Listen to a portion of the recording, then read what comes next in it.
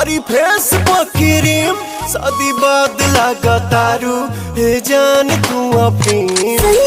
सेवा करे से जिया करना दूध पी हमें प्रोटीन मिला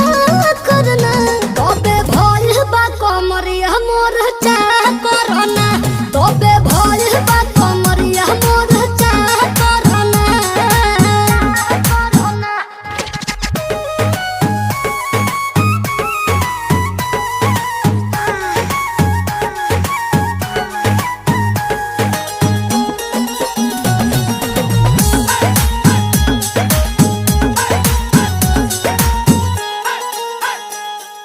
जगला में जो करे वो करे रात के मिलेला सुकून खाके राजा जी के हाथ के अच्छा लागेला कमर ककरी से भइल काटा हरावा हो।